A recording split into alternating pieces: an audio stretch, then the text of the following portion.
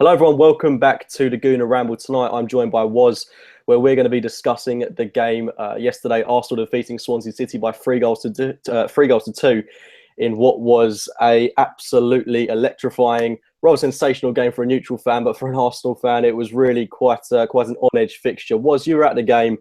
What did you make of proceedings? Very, very controversial performance from Arsenal. Yeah, it was so much happening in the game. It was a typical Premier League fixture, really. It was full tempo, both teams going for it. It was just fun. It was fun, and it's getting hard work winning games like that. But we do keep winning the games, and long may it continue. And fingers crossed we can continue this run with the good fixtures we got coming up. But the game yesterday was just carnage. There's so much that happened. There's so much to talk about, and I'm sure we'll touch on most of it. Yeah, definitely. I mean, I think you said it well there. That game pretty much personified what the Premier League is all about. And as I say, for a neutral fan, anyone's going to enjoy watching that game. It had everything. It had controversy. It had goals. It had exciting football from both sides. Bradley, I thought, did fair play to him. He did an excellent job in his first managerial stance at Swansea. So well done to him in that sense. And if Swansea can play in the fashion that they did yesterday, then I've kind of got no doubts they'll take points off the big sides this season. They'll get out of this mess that they're currently in. But from an Arsenal perspective, going into this game, despite our rather horrendous record against Swansea at the Emirates Stadium, we did want to see a more convincing performance. And it really did look like it was going to be that. Following what was a frustrating or of a scrappy performance away from home at Turf Moor against Burnley, I was hoping for a comfortable 2-3-0 win. And we went 2-0 up through Theo Walcott. And you would have thought at that point we'd go into half-time, 2 goals to the good, very calm, very reassured performance from the Arsenal. But it was anything but that when Granit Xhaka gave away a goal. Why do you think Arsenal capitulated in, I wouldn't say capitulated, but maybe panicked in the way they did when we conceded that goal? It's just a moment of, it's unexplainable, really. I mean, Xhaka, I thought he was superb in the first half. I thought defensively he was getting in the right areas. He was in the right position a lot of the time. And just, I don't know whether it was a lapse in concentration or it was almost as if his leg went numb and his brain just stopped. It was like his whole brain just stopped and nothing sort of happened. And then when you do that to players like Gylfi Sigurdsson, he's going to take that opportunity. And what a finish. And we really, like you said, we made it hard for ourselves because going in at half-time 2-0 up, you think really that should be game, set and match. And we let them back in. And the few minutes before half-time was a bit frenetic. And we saw it through to the whistle and you thought, right, let's regroup and go out again and come out and get the first goal, which we did. But yeah, that few minutes, it was just strange. But in previous seasons, we've seen Arsenal go full-blown capitulation, haven't we? And literally concede goals one after the other, and that's something that we thankfully haven't been doing for a while now. And we went through a spell where if we conceded one, the next sort of 5-10 minutes, the likelihood is that we'd concede another, and it was getting so frustrating, and we just couldn't seem to stop it. But these new signs, it seems we've got a bit more maturity about us, a bit more leadership, and it seems as a team we seem to be able to deal with that situation a bit better. And we did see it through to half time, to be fair, but we made things difficult, didn't we? Yeah, without doubt. And you did touch on Granit Xhaka just there. And personally, I do think it was a lapse in concentration from him because, despite that horrendous mistake and despite the red card, the guy actually had a very good game, in my opinion.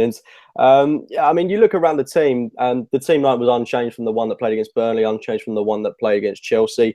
I mean, were you impressed with that starting lineup going into the game? Would you have made any potential tweaks going into it? Thing is, Arsenal at the moment has got a good thing going on, and it's a winning team. This team's finding ways to win games. I mean, whoever starts at the moment is doing well, but he's got this system, and all the players, especially you can see the front three and Ozil and even Santi to some extent, you are seeing the 5 of them, the interchanging and the play between them is just moment. And we touched on Theo being centre forward. Is he centre forward? Is he this? Is he that? At the moment, he's everywhere and everyone's everywhere. And the freedom and the fluidity that they play, teams can't deal with it. Centre-backs do not know what's hitting them from any angle. And we've had the Chelsea game was a fantastic result. Then we ground a result out of Burnley. And we made hard work of it against Swansea. But it was going to be one of them games that we just had to win. And we're notoriously poor against them. They started a 4-3-3 with no centre-forward, which I thought, wow, like that's... and it actually sort of caused us problems. They've almost done a similar thing to us, and the pace of Madou Barrow and their approach to the game was sort of, it did carve them out a few chances, and it was a difficult match to win. It's one of those we just have to get over the line, and with that lineup, like I said, it's a winning team, and you don't really want to change a winning team. So long may it continue. Yeah, it's interesting. You touched there on Theo Walcott, and we came off the back of, as England fans, I'd say it was an absolute diabolical Oh yeah. international break in terms of quality football, because the entertainment value from England was just shocking. It was, Mm. I was just counting down the days till this game against Swansea came about. So it wasn't overly exciting to watch the England game throughout the course of the week, but to see Theo Walcott performing the way that he did, I don't think he had an amazing game, funnily enough, but he did get himself 2 goals, which just shows the kind of player that he's becoming this season. A totally different animal, and just shows, I can't quite recall who it was absolutely laying into him for his England performances, but it shows when he's got quality around him in the names of Ozil, Cazorla, Alexis Sanchez, Iwobi, etc. He's a different kind of player, and it's so good to see Theo Walcott performing in that sense. And I think one thing that Arsene Wenger's certainly got to take credit for this season is the way that we're lining up in that front three with Iwobi, Alexis, and Walcott. And I do think at some point down the line, maybe a team similar to how Burnley did will snuff that out, and they will be able to kind of counteract that in a defensive capacity. But the way they all interlink, the way they change, they all play so well with each other. The chemistry, the understanding within that front three is absolutely sensational. I mean, do you think that's potentially something that can work throughout the majority of this season? Us playing with effectively Alexis Sanchez in a false 9 role and with no striker in the team.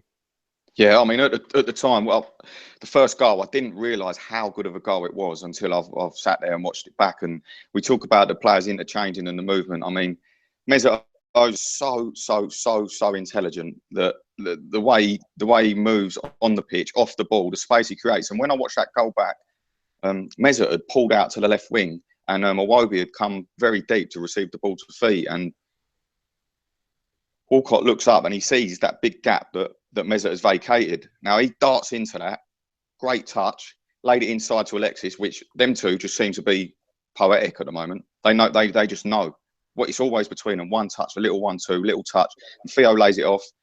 It goes out wide.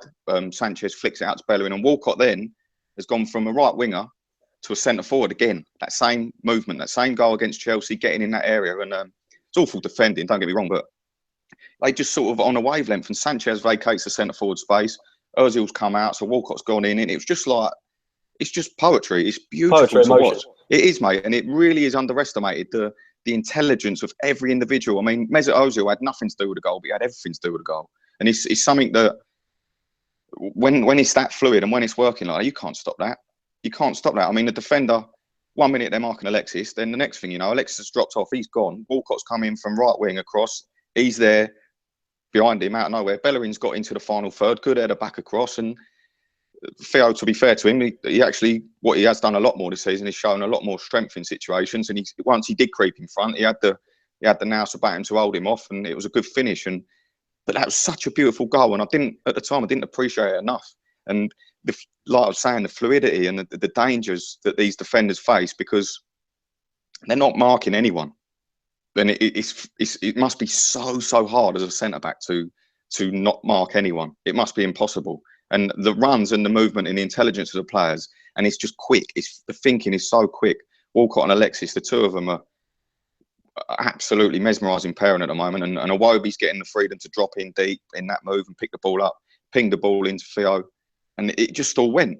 It just all went all over the park. And you watch it and you think, wow, that's really good. That's a really good goal. And like I said, a bit of fortune with the chest, but the move deserved the end product.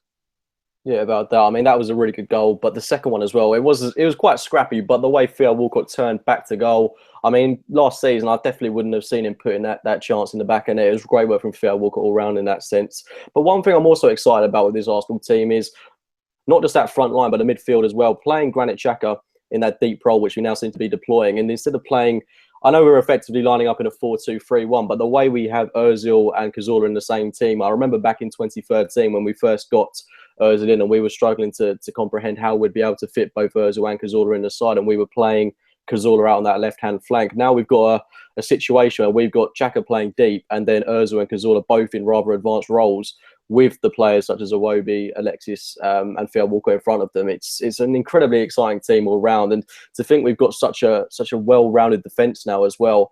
It's incredibly exciting in that sense. But one thing I do want to just touch on is Aaron Ramsey, and I know it's not a big talking point at the moment. A lot of people do seem to have, I wouldn't say forgotten him, but I mean, do you think, given that he's been out for 2 months now, 2 months is a long time in football. I mean, that's a good chunk of the season gone. He's probably not going to be back until, I mean, I might iron up that game against Reading on the 25th when he'll make a return to the first team. Do you see him getting anywhere near this starting lineup at the moment? 100%. And the reason being is that Santi Cazorla cannot play 50 games this season. Same, we can talk about Giroud and Ramsey and all these players. The beautiful thing is they can come back into this side. And I think this season we've got the advantage of being able to give them a proper pre-season. And I know they've had setbacks with injuries and that, but there's no need to rush them in at the moment. There really is no need. And in previous years, we've seen, especially after international tournaments, players come in and then get injured immediately. And they've missed 4 or 5 months of the season. Now, to have no Ramsey and Giroud at this stage of the season and win as many games as we have and be where we have and not even really see them feature is just, it's beautiful. It really is beautiful. And I think that there's definitely a role. The way the team's playing at the moment, like what we saw Coquelin do when he was pressing high, Xhaka, Ramsey and Coquelin, Cazorla, it's almost, you can just sit Xhaka in there, let him distribute, let him play the ball, and Ramsey on the high press. He is a nuisance. He's so quick. He's so strong when he gets into the tackle, and he wins the ball so many times in a game. And it's something that's often underappreciated about his game. And I just think the balance and the way the team's playing at the moment, Ramsey will have a field day. And we saw what Coquelin was doing on a high press. And Coquelin, for all his positives, he's not the best in the final third, and he's never scored a goal. He's not going to play a through ball or anything. Ramsey does that and all that. So 100% there's going to be opportunities for this guy in the team. And we shouldn't get too hung up on, should he start this week? Should it be? At the end of the day, we've got lovely options now, proper options. We're not talking Flamini, we're not talking Artel. We are looking at very, very good players. And El Nene is a forgotten man at the moment. Yeah, exactly. He's gone. No one's even, like, we're talking about Ramsey. El Nene is still, like, it's a great situation. And again, he's another player. I almost forgot yesterday that we still had Lucas Perez as a player. Well, yeah. That sounds terrible, but I mean, it's easy to forget that, you know, we've still got Mertesacker in reserve. I mean, we've still got Gabriel, Rob Holding. I don't think he was even on the bench yesterday. Danny Welbeck's back at Christmas. Welbs is a massive player as well, massive. Fantastic options we've got. One player that did come off the bench yesterday and was a big nuisance for Swansea when they were pressing high against us, Oxlade-Chamberlain. And I know that you're quite a big fan of him. As am I, in a way. I'd love to see the guy do well. 23 years of age, England international. I really want to see him do well at Arsenal Football Club. But he did an interview on Sky Sports this morning suggesting that if he doesn't get the game time this season, then he'll be looking at the exit door, which you can kind of understand given that, you know, this time next year he'll be 24 years old. He'll be entering the peak years of his career. Do you think that realistically, with that front three, he's going to break into it anytime soon? Because the sad thing about it is, Alex Iwobi is everything that I wanted Chamberlain to be, and I mean, I just can't see him breaking through anytime soon. I think the frustrating thing that Ox lacks is, and it always has been, is the end product, and that is a massive thing. Now he's getting to the age now, 24, where he needs to be delivering. He needs to be delivering week in, week out, and he has had opportunities at Arsenal. I mean, not last season, the season before, when Walcott was out of his cruciate ligament, he started 16 of the first 20 games. And he had a big opportunity, and he got 1 goal and 1 assist in that time. And at the end of the day, in that position, you look at what Theo's doing at the moment, that's what you need. He might not be the best technical footballer in the world, but you need a killer. And the thing with Ox, until he adds that consistent end product to his game, I don't think we'll ever be able to sort of say, look, this bloke's going to play and he's going to score 20 goals for us this season and he's going to get loads of assists from that position. And he just doesn't seem to have the, I wouldn't say intelligence, because I don't know, maybe he ain't intelligent enough. And I think that might be a bit of an issue, because you see the way Theo links with Alexis and their movement and their knowledge of the game. But Ox off the bench this season could be brilliant. It could be, but then again, that's not what he wants. He wants to be, well, it's not what he wants. And like you said, from his point of view, at that stage of his career, he really does need to think about himself. And will he at the moment, would I be saying he should start for Arsenal? No.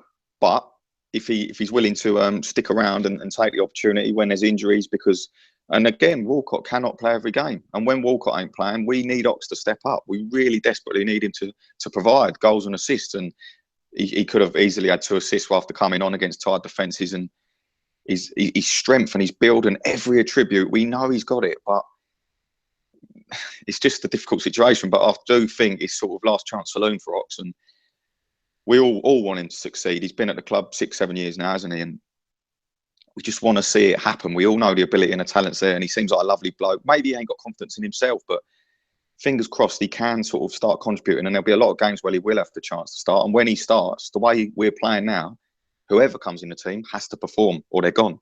That is simple as that, and it's a good situation to be in. And fingers crossed for the Ox that he does start getting a few more goals on that. Yeah, I mean, I seriously hope he does well. But one thing that he's kind of got to be looking over his shoulder at is the return of Danny Welbeck, which I know is still potentially 2 to 3 months away. But the fact of the matter is, if Chamberlain hasn't kind of established himself in the starting 11, or even becoming a more regular player in possibly Champions League appearances, then I mean, it's got to be worrying thinking that Welbeck could come back and quite easily take his place, because you know exactly what you're going to get with Danny Welbeck. He will work hard. He'll run his socks off. He'll provide maybe not a great end product, but he'll still work really hard for the team to put crosses in and be a nuisance down that right, left, or even that striking role. So, I mean, it's a worrying time for Chamberlain, especially with all the options that we've got in the squad. And you look at someone like Lucas Perez that must be incredibly frustrated as well, knowing that he's come into the side and he hasn't really had a full chance yet to establish himself. The same goes for El Nene. I mean, all these options we've got, as you say, there are going to be players that aren't going to be happy, but it's all about the unity of this team. And I think you've got to say that you look around teams in the Premier League, we've probably got to have the strongest dressing room out of the league in terms of players that are getting on with each other. I think that's a really important thing to have in certainly. this day and age. But yeah, I mean, one player that did come under quite a lot of scrutiny yesterday was Nacho Monreal, Mr. Consistent, who was given a torrid time by Barrow. And I do think that substitution of Kieran Gibbs in the second half should have come a lot earlier, because with respect to Monreal, I think he looked absolutely knackered going into the 70th, 80th minute. And it would have made more sense to bring on Gibbs earlier, provide that support, and then tucks Monreal in alongside someone like Koscielny to give him a more central role. But he did have a hard time against Barrow. And it's that kind of... I mean, I remember last season when Monreal actually did really well against Lionel Messi in the Champions League when we lost 2-0. But I mean, you've got to consider he's never been a fast player. It's never something that's been a key attribute of his. But do you think now teams are going to start targeting our right-hand side because Iwobi doesn't have the best defensive record? Monreal isn't the paciest. Is that one weak link in our current team? That's my only issue with Alex Iwobi. He defensively really is non-existent. And the thing is with Nacho, we saw the same thing with Bellerin getting exposed time and time again last season, and we discussed it before. And Mertesacker was always across that side, and it was just an easy target for teams because we were playing Joel Campbell, we were cut inside on the right-hand side, and we're giving the freedom to come inside. Whoever was on the right wing, they weren't natural right wingers. So Bellerin was then always left exposed. Now, Bellerin got away with it more because he's absolutely rapid. And now this season, we've seen Mustafi come in, and if Bellerin's higher up the pitch, he works as a partner with Walcott, and they do work together a lot, and they do retain the width. And you've seen with Theo staying wide, the fullback not getting as advanced on Bellerin as he was last season because he can't leave Theo. And also, if Bellerin is advanced, then Mustafi just comes across and cleans up. Now, we've got the problem on the left. Iwobi is given pretty much a free role. He's basically given... He can go where he wants, when he wants, and do what he wants, which is fine because he's brilliant on the ball. But as soon as a team break, and especially with someone like Madou Barrow, we saw it right from early in the game, and it was a continual thing. And the worrying thing for me, I saw a lot of the time, is we kept seeing Sani Cazorla get across. Now, he's naturally not a good defender. So when he's coming across, and it actually happened for their goal, which I'm sure we'll talk about in a minute, but Monreal, when Barrow went past him on the outside, he dived in a bit, but he has to. It's a bit of a stick or twist with him because he's so isolated. He has to make a decision. Now he knows he's going to be 2-on-1. If he stands off and drops off and drops off and drops off, then it's going to cause an issue because no one's going to come across and cover. No one's going to help him, and he's just being sort of thrown to the lions at the moment, Nacho. And I do feel a bit sorry for him. And little individual things, he has to get them all right, or he's going to be in trouble. And I just think that's where, at the moment, defensively, we need to help him a bit more. And if we're going to give away with that free role, we need to ensure that Xhaka or someone, if Cazorla's going across, they need to get tighter because it was all too easy. It really was. I mean, when a couple of occasions we saw it, if someone's going across, they don't actually engage. They just stand off, and allow the issue to happen. And Nacho is sort of being thrown out there. And it'd be interesting if Gibbs comes in to see. He's obviously a little bit pacier, but I don't think that's the issue. I don't think the pace is the issue. I just think the fact that he's exposed, and he's going to be exposed the way we're playing at the moment, to allow Iwobi the freedom. We're sort of sacrificing our sort of defensive capabilities on the left-hand side. And I don't, Nacho, like you said, Mr. Consistent, he's been fantastic, but also he's had protection in Alexis Sanchez, who works like mad. And last season he didn't have as much protection, but we weren't as exposed because Koscielny's always on that left side, so he's always coming across. And I just think this year in front of him is where the issues lie, and he's being exposed more in one-on-one situations and two-on-one situations, and we're starting to struggle to see the best of him. But I don't think it's his individual problems. I think it's as a unit, and that's probably one of the only things I can see at the moment that we need to address. Yeah, I mean, I think you noticed him more when Francis Coquelin came on. He offers a lot more protection in that sense than maybe Granit Xhaka does. He's a lot quicker to get across. He puts in those crunching tackles, and that's something that I really like about Coquelin. He's always looking over his shoulder at the man behind him. But as well as that, let's not forget that Monreal, he's going to be 31 in the new year. Maybe it's the time where we've got to be a little bit more conservative with him. Maybe give Gibbs that odd game, especially coming up to Wednesday night, and I'll go on to that a little bit later. But you mentioned it just then, Swansea's second goal. It was, I won't brush on the first one because we all know what happened there. Absolute lapse in concentration from Granit Xhaka. But the second one, they just seemed to carve through us like a hot knife through butter. And it came shortly after we got that fantastic goal from us. We were cruising once again. It looked like we'd put the game to bed. It looked like we could go on to win it 4-5-1. But just out of absolutely nothing, Barrow down our left-hand side, crossing it into their number 10. Completely forgot his name. But it was the simplest goal that they're going to score all season. It was so easy. I mean, what do you put that down to? I think there's a lot of errors when I watched it back, and it's just that he was so exposed, Monreal. And when you watch it, if you watch it back again, Cazorla is the one who comes across, and Monreal's jockeying him, and he's standing him up. But that's what I'm saying. Earlier he dives in, and this time he stands off, and either way you can't win because he's allowed the cross. But you're expecting it, which would be, like you said, rightly so, would be Francis Coquelin steaming across, and he would have engaged. And he would have stopped Barrow from making that pass, and so simply. But if you watch it, Santi is making it's not natural to him. It's not his fault. He's just not natural. And he sort of waddles across there. And by the time he gets there, he's not really doing anything. He's not cutting any passing lines. He's not engaging him. And it just allows the pass. And the centre-backs, I mean, the look, Koscielny turned around and gave Mustafi was just like, as if to say, it was like a death stare. It's quite funny. And he just sort of turned around and said to him, look, how have you allowed that to happen? Like, that shouldn't have happened. And again, lapse in concentration, individual errors, and they're back in the game. And you start to think, flipping hell, how have we let this happen again against Swansea? But, fun and games, isn't it? Yeah, I mean, one thing that I think Wenger was guilty of yesterday was the substitutions. I think the timing of them was all wrong. Bring on Kieran Gibbs and Francis Coquelin, in about the 80th minute of the game, it came far, far too late. In my opinion, it was ridiculous how late those substitutions came on. And to think, this is a team that we've struggled against. It's a bogey team. We don't do well against Swansea City at home. If we'd have brought both Gibbs and Coquelin on at the same time, just after that Ozil goal, kept Ozil Sanchez maybe that little bit more in reserve for that game on Wednesday night, which is a must-win game for us. I mean, it would have made sense to do that. And maybe if we had have had Gibbs and Coquelin on the pitch, we wouldn't have conceded that goal in the way that we did. It was just so easy for Swansea City, and it took a red card for us to make those substitutions.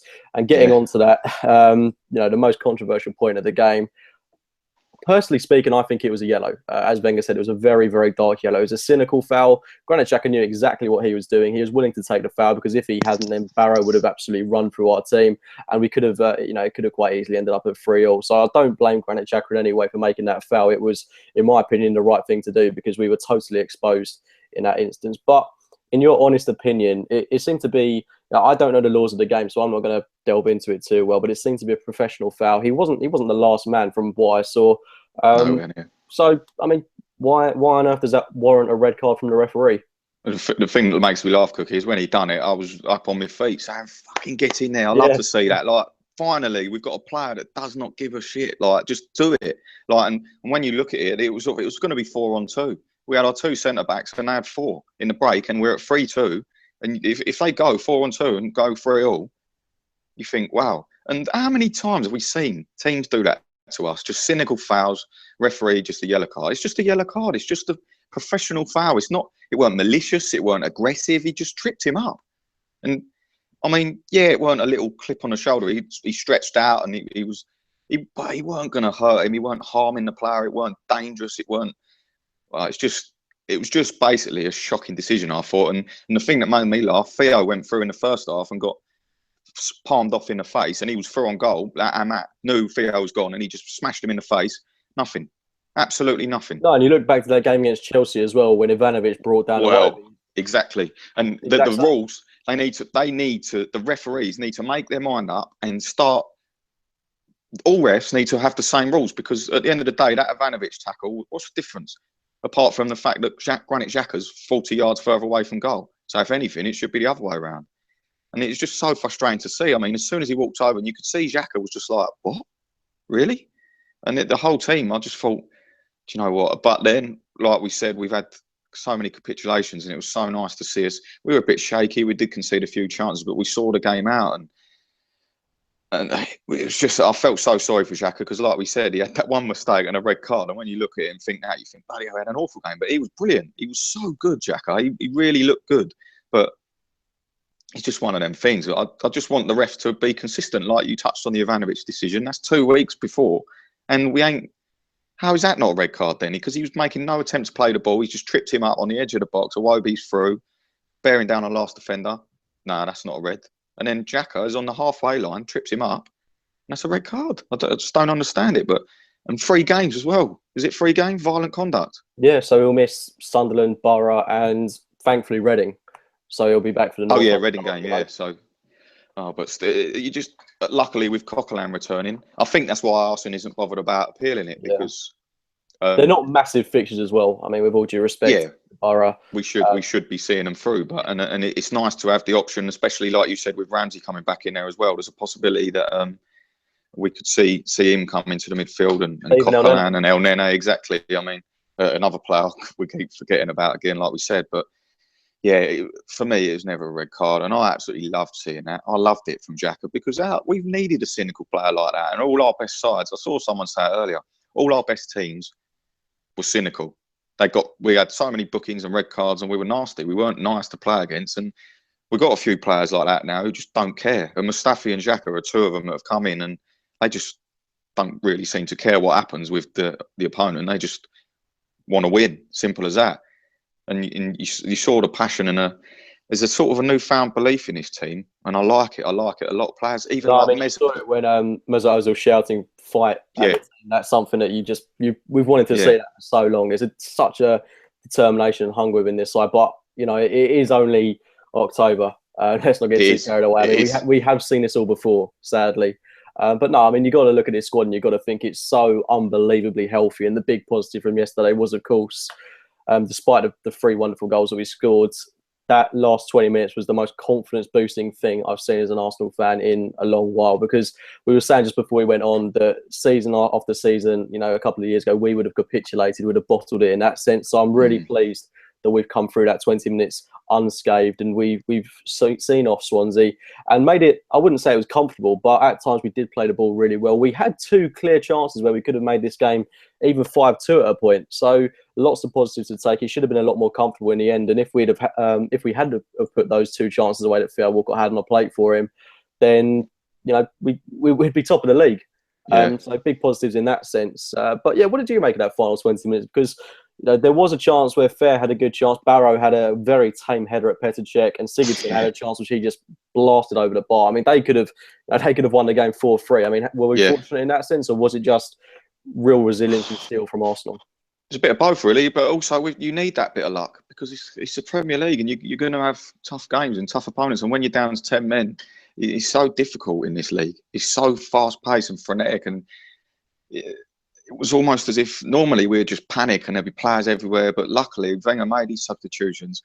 I mean, for the spell, we had Ozil left wing, and you could see that it weren't. Barrow was just having a field day, and then they still created chances after the subs, but it just seemed a bit more, right, we're going to sort of sit in, try and take you, and then counter-attack, and we almost done it to perfection.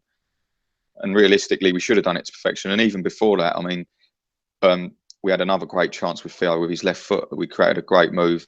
Iwobi, when he done that phenomenal dance for about 6 players, and crossed it in, he got headed away to Ozil, and he picked out Theo running in. Bosh should have finished it probably left foot. He hit it well, but good save. And there was plenty of goals for us in that game, but we did afford a lot of chances. And the centre backs worried me a bit because it was a bit too easy. I mean, they've been fantastic together, but I think we saw it for the goal, and there was a lot of opportunities where players were getting between the two centre backs with free headers, which shouldn't be happening in our penalty area. It was probably our worst defensive performance since the Liverpool game, which says a lot. But the weird thing is, Koscielny and Mustafi, they have been absolutely exceptional up until yesterday. So maybe, do you think it was potentially a case of it was the international break, the players haven't been playing with each other regularly for the past week? Maybe there's a little bit of fatigue in there as well. Do you think you could put it down to that? Yeah, I just think, like I said, it's a stressful sport and it's a stressful game, and in the Premier League, it's just more fast paced than any league in the world. And teams like Swansea, I mean, they're right down the bottom. They've got a new manager coming in. They want to impress them. It's going to be hard. They're talented players. They're very, very good footballers. And when you've got to dig in, you've got to get lucky. You've got to have luck. Every team that wins the league has a lot of luck. Every team that gets far in things has a lot of luck. You have to have but then again, luck didn't go in our favour yesterday with regards to the red card. So well, it didn't, but then it was lucky in the sense they missed them chances. That's what I mean. Like, normally where they created them, Sigurdsson, that one he blazed over. I mean, you would have expected him to bury that, wouldn't you? And thankfully, we didn't get punished in that sense. And really, we should have punished them, but it didn't really materialise. But above all things, it's a massive 3 points against a team that we really do struggle against. And you look at our next two fixtures in the league, Borough and Sunderland. I mean, we should be going into the North London derby with 8 wins on the trot. And, just typically the Spurs that could end that for us. Hopefully they won't. With 8 wins on the bounce, let's make it 9. But before that, we've got a game against Ludogrets on Wednesday night, a game that I'm looking forward to. Maybe we'll see a bit of rotation within the side. But above all things, it's a Champions League fixture in where we've got to be picking up 3 points. It's a fantastic opportunity for us. And we play Ludogrets back-to-back, I believe. So, I mean, that could potentially be 6 points on the bounce there. Are you looking forward to that game on Wednesday night? I mean, obviously, it should be a comfortable win for the Arsenal, but are you expecting to see any rotation? Are you expecting maybe to see big changes at the back? Maybe Gabriel coming in, maybe Kieran Gibbs coming in, players like that? I'm not sure I would change too much. And I don't think Mesut Ozil loves the Champions League. He absolutely loves the Champions League. Every time it's a Champions League day, he's tweeting about it. He loves it. He will play. He loves that competition. He will play. And I don't know. I'd like to rest Alexis. I'd like to. I'd have him on the bench. I'd like to give Lucas a game. And you look in the midfield, Granit Xhaka's going to come out. So it would more than likely be Coquelin and Cazorla again. Or he's got... Xhaka? Sorry, mate? Do you think he won't start Xhaka? Oh, well, actually, he probably will now. He's suspended, won't he? Yeah, I mean, I just think he wants to get Coquelin back in the team. But one thing I was just contemplating in my mind was we haven't really seen Xhaka and Coquelin play alongside each other yet. No, we haven't. I would maybe be inclined to go with give Cazorla a rest, or I mean, maybe El Nene would feel hard done by, but I would like to see maybe Coquelin and Xhaka given a go in this game. But maybe that would be a little bit too defensively minded. Yeah, at home against Ludogrets, but it's a good. Basically, mate, we have to win because, like you said, it's a great opportunity, and for the first time in a long time, we've put ourselves in pole position to go and win this group. And don't be silly, just go and win the games and win the group, and it'll give us a chance in the next round. And we've got the quality, we know we have, and we've got the squad. But I think he'll play a very similar system, and I think we really could turn it on and tear them apart. But as long as we win, that's all that matters. And we ain't. By the way, we didn't even mention Mesut's goal. I'm thinking about it now that we have to talk about that goal. We have to. You was at the game as well, weren't you, mate? I was just It was one of them moments when everyone was just like, "Wow!" It's surreal. I mean, I think it took about 30 seconds for everyone to start celebrating. I mean, it was just such a beautiful goal. I was watching it again earlier, and what I loved about it even more when I watched it back, I didn't realise this at the time. Earlier on in move, Mesut makes a darting run in behind, and it isn't laid off to him, and he looks as if he's pissed off and he's shrugging, but I think he knows what he's doing. And he was well offside, and he was sort of standing there like as if he was like, oh, and the defenders just forgot he was there. And the fullback was completely out of position. The centre backs were nowhere to be seen, and he just stood there offside, waiting, and then he's alive. And Alexis can see that happening. What a ball! But the finish, man, the way he sets himself, it's such a hard skill. And he just made it look so easy. It's just brilliant to watch every time I watch it. And if that would have gone in a goal, 2 Emirates Stadiums away, he hit it so well. And he just smashed it straight in the top corner. But the way it comes across and he just breaks his stride beautifully. 1, 2, 3, a little hop and bang, what a finish. And I love seeing him getting goals, Meza, and he's just levels above, and he's just what a player. I was so lucky to have him every week. I watch him, I still think, wow, because his intelligence all over the park and the fluidity, and he's not getting the assists, but he's at the moment what he does off the ball is just phenomenal, and it's something that we're seeing more of. Last season we saw a hell of a lot of on the ball, but off the ball, wow, he's just got the lot, Meza, and I love him so much. He's one of my favourite players ever, I think. And if we go and win the league with Mesut Ozil in the side, he'll be remembered for years and years and years, like a lot of the greats. So fingers crossed we do it. But what a goal and what a moment. And it's just they're the sort of things you love going to the game for, and you pay that money, and it's worth every penny when you see someone like Mesut Ozil do that. Without doubt. I mean, I don't think I've seen a goal at the Emirates Stadium of that resemblance since Van Persie's back against Everton back in 2011-12. It was such technique, such an unbelievable finish from Ozil. And as you say, he's not been getting amongst the assists this season. In fact, I don't think he's actually registered one yet. No, but he's getting amongst the goals. He scored 3 and 6. I mean, do you think he's altering his game to get into more goal-scoring positions? I mean, he's so capable of putting a goal in the back of the net. It makes you wonder why he's been so tame in front of goal in previous seasons. I remember in his first year when he just lay it off at every single opportunity. But now he's looking dangerous. He's looking threatening. He looks a real different player, different animal in this team. So do you think he's maybe changing things up a little bit in his game?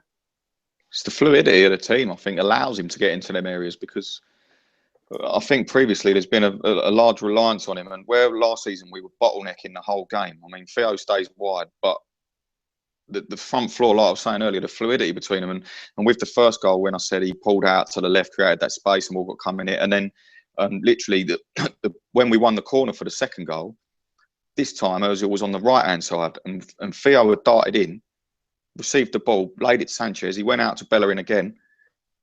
And when Hector Bellerin got in behind, didn't he? And sorry, Sanchez into Walcott. Walcott played a great ball out to Mesut, overlapped Bellerin, and he was in. And then we got the corner. But we're just seeing Mesut playing a different game, and it's brilliant to see him doing these things that we're not used to seeing him doing, if you know what I mean. And it is great, and getting in the goal scoring areas. Hopefully he keeps contributing goals, and it don't matter if he ain't assisting when we're winning games, because we ain't relying on him as much this season. And that's something last year there was a huge reliance on him to provide the assists, and also I think the majority of his assists went to Olivier Giroud, and they were crosses from wide areas, and Giroud was heading them away. So listen, Mesut can do absolutely anything you want Mesut to do, and long may it continue. And it's the brain, mate. It's the brain. Everything he does off the ball, on the ball, with the ball, without the ball. He's just super intelligent, and he's bringing the level of everyone else's intelligence up. And when Alexis, Walcott, Iwobi and Ozil, the 4 of them start combining, we're mesmerising. And it's something we haven't seen football that exciting for a long time. And we've also got players that can fit into this system as well. So fingers crossed it keeps going, mate. Keep saying it, but it'd be lovely to see us continue. Oh, without doubt. And as I say, we've got that game on Wednesday night. Just before we got absolutely dumbfounded by Mesut Ozil, it's a fantastic game that we've got coming up on Wednesday night. And just before we do wrap it up this evening, what's your score prediction going into that game? I want a clean sheet. I'd say 3-0. I think it'll be comfortable. I want to see us get the game won, make the subs early, give people some minutes, vital minutes that they really need. I wouldn't make wholesale changes. I don't think there's any need to make wholesale changes at this stage in the season. I want to keep. I think obviously we might see a couple of midfield. Coquelin might come back in, like you said, and Cazorla might be given a rest. But I think he probably still will start that front 3. I just think he might. It's one of them games where he'll play the same team, and hopefully we can win the game early and take our best players off, which is saying I want to see a lot more as well when games are done and dusted. I suppose in the Premier League, a game's never done and dusted with Arsenal, but you want to see people like Ozil and Sanchez getting a rest and look after them and look after their bodies a bit better. But 3-0, I reckon, mate. And hopefully we don't make hard work of it, and we don't do what we've done against Olympiacos and walk into the game thinking we're going to win it and get stung. Yeah, about that. I don't know a lot about Ludogrets, but I mean, they are in the Champions League, so they're not a team we can take too lightly. The only real change that I think I want to see going into this game is I do definitely want to see a bit of Gibbs. been craving a bit of Kieran Gibbs this season. I can't wait to see him back on the Arsenal pitch. But anyway, guys, I think I'm going to wrap it up there. Thanks for joining me and Woz tonight discussing Arsenal's game against Swansea City. Thanks, Woz, for coming on. You've been a fantastic guest to have on the show tonight. Thanks for having me, mate. Thank you. No problems at all. Please be sure to follow us on Twitter @GoonerRamble, like the Facebook page. Subscribe to us on YouTube. And as always, we'll be speaking to you very, very soon.